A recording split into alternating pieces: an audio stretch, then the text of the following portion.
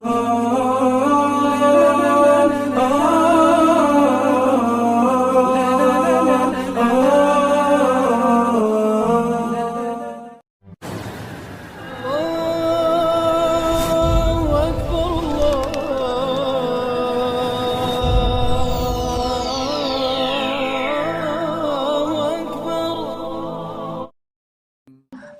sesuatu yang beresiko, tetapi yang diridhoi Allah ya. Karena kalau beresiko nggak diridhoi Allah kan bahaya. Nggak ada akad berarti dengan Allah. Sesuatu yang beresiko tapi diridhoi Allah. Saya pernah ngebuktiin itu berkali-kali. Menikah. Kok beresiko Ustaz? Nggak punya modal nikahnya. Kan standar pertanyaan paling mainstream tuh kalau mau nikah apa? Dari calon mertua. Kerjanya apa gitu kan ya? Paling mainstream tuh. Kalau saya ditanya kerjanya apa? Belum punya pekerjaan. Terus gimana ngasih makan? Allah yang ngasih makan. Tapi pede jawabnya, sampai mertua juga belum lagi ngeluarin dalil ya. Kan ustadz lah ya, banyak dalil ya. Ayat, hadis, banyak lah udah saya kumpulin, bisa jadi satu buku tuh. Khusus ayat dan hadis untuk melamar. Mudah-mudahan nanti bisa di-share ayat dan hadis, bahan untuk melamar, nembak calon mertua lah. Pak, itu ada tuh hadis ya, cuman saya agak-agak ragu nih bunyinya kayak gimana tuh, kurang lebih sih yang pernah saya dengar dari Ustadz nih hadis sahih loh Pak. Kalau datang seorang pemuda yang baik akhlaknya gitu kan ya, jangan ditolak. Itu saya pernah dengar, Bapak pernah dengar? Pernah sih. Nah gimana Pak? Saya beres langsung urusan. Masa dia mau nolak hadis kan ya? Ingkar sunnah tuh udah jadinya bahaya.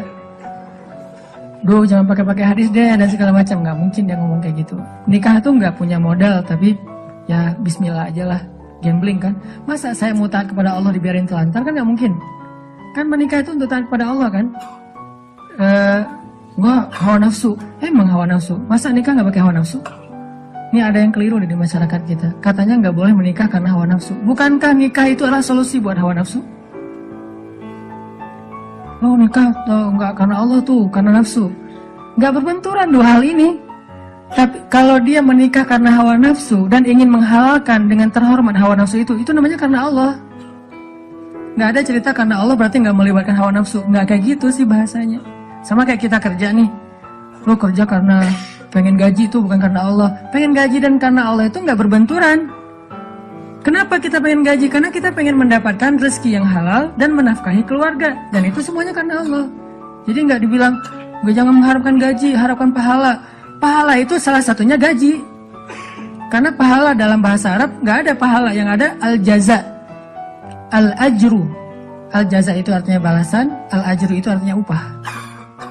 Upah itu bisa dalam bentuk kesehatan, bisa dalam bentuk materi uang, bisa dalam bentuk kebaikan di akhirat, bisa dalam bentuk terhindar dari api neraka, dan seterusnya.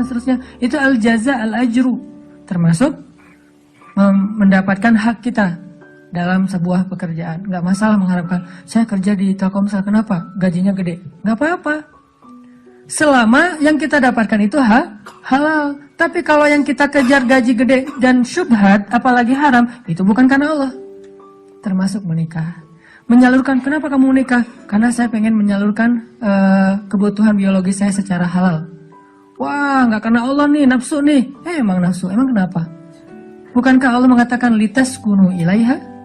Apa arti litaskunu ilaiha?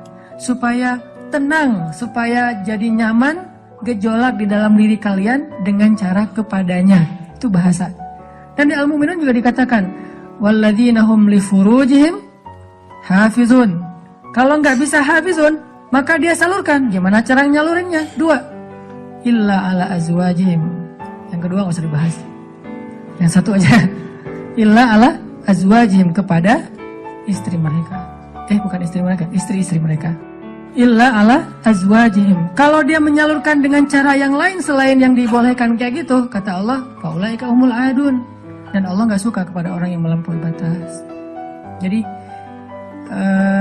menikah karena Allah, karena saya ingin menyalurkan kebutuhan biologis secara halal misalnya. Makanya mencari yang sesuai dengan kriteria masing-masing. Kalau misalnya ada yang kriterianya harus yang Arab, cari aja Syarifah, Habaib apa. Kalau Habib perempuannya Syarifah kan ya. Atau saya pengen yang Oriental, pergi aja ke Korea lah atau ke Jepang. Saya pengen yang misalnya etnik, nah, bisa di Indonesia misalnya. Ini mas selera, nggak masalah. Bukankah Nabi justru mengatakan memilih perempuan itu yang pertama justru fisiknya?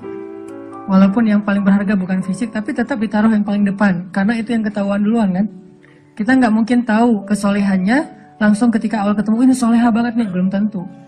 Ketika udah kenal dekat baru tahu ternyata dia rajin tahajud, rajin tilawah.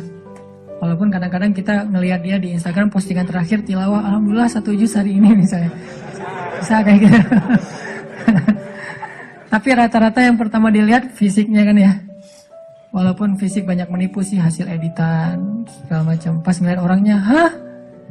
Lebih cantik dari di Instagram sih. Dia salah ngedit. Ini artinya teman-teman, kalau menikah itu karena Allah, kenapa takut? Bukankah Allah sendiri berjanji kalau mereka fuqara, apa arti fuqara? Nggak punya apa-apa. Kalau miskin masih punya apa-apa, cuma dikit. Kalau fuqara nggak punya apapun. Allah yang yughniyahumullah, Allah yang akan mencukupkan kebutuhan mereka. Oh, Allah yang cukupin, ya udah selesai. Nikah, datang, yuk nikah yuk. Nggak gitu sih caranya. Terlalu polos kayak gitu mah pasti ditolak lah. Adalah trik-triknya pasti teman-teman udah mempraktekkan, kalau enggak pasti berstatus masih jomblo ya. Jomblo itu kurang kreatif menurut saya. Kalau yang udah nikah pasti kreatif banget, tahu banget cara-caranya gimana ya. Alhamdulillah berhasil.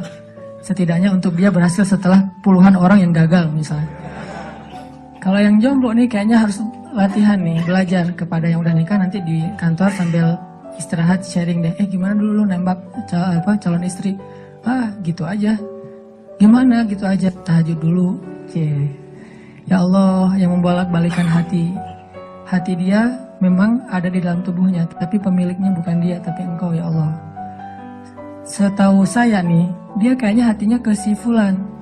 Dah saya mah gak bisa kecuali dia. Ya Allah, ya Allah, ya Allah. Akhirnya berhasil. Dan saya ngebuktiin itu banget. Saya sering bilang, saya itu bukan tipe istri saya loh. Sangat bukan tipe istri saya. Ada 4 hal yang pantang buat istri saya. 4-4-nya ada di saya. Subhanallah. Kok bisa berhasil, Ustaz?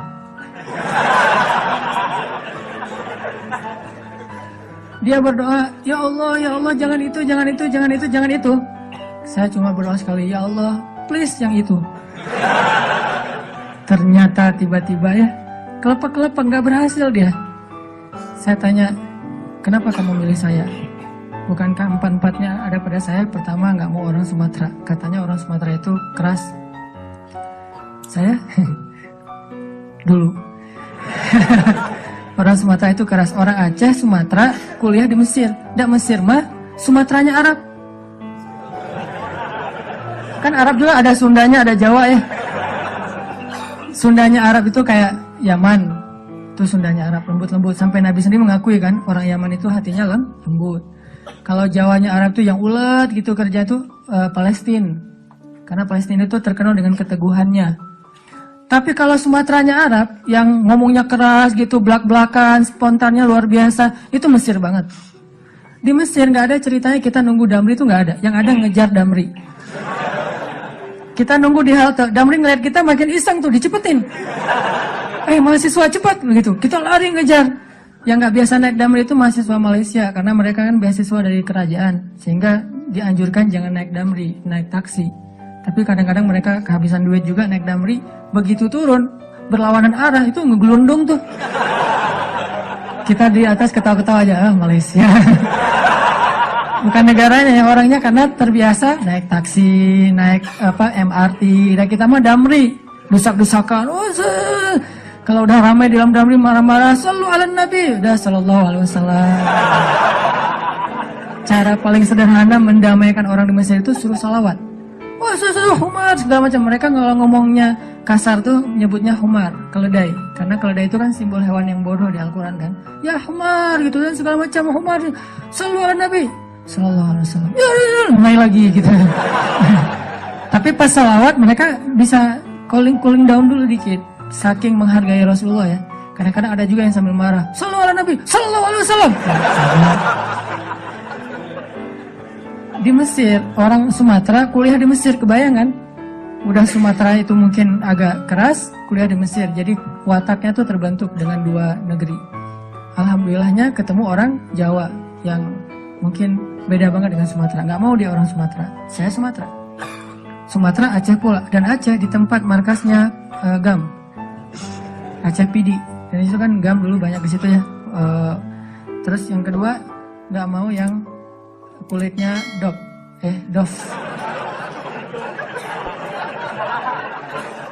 Kebanyakan ke pantai misalnya. Saya nyebutnya nggak dop sih, nyebutnya eksotis gitu.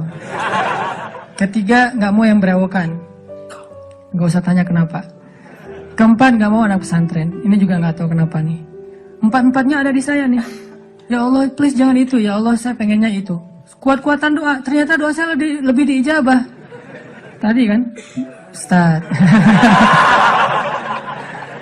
Pas ketemu sama dia, kenapa kamu mau sama saya? Padahal empat-empatnya ada di saya. Karena kamu punya yang kelima. Apa?